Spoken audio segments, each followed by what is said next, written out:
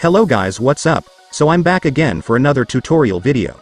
So in this video, I will gonna show you how to stop your Google Play Store from auto-updating your apps. So if you are interested, then keep on watching.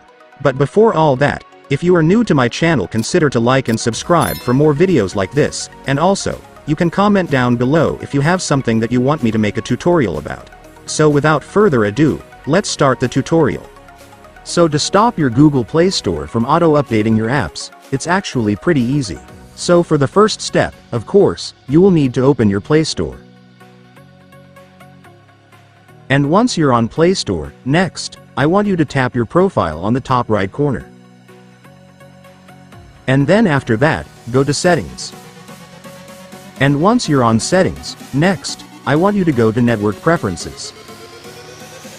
And here on Network Preferences, you will now be able to see the Auto Update Apps option, just tap it. And finally, for the last step, you can now select the Don't Auto Update Apps option to completely stop Play Store from auto-updating your apps. And after that, it's done.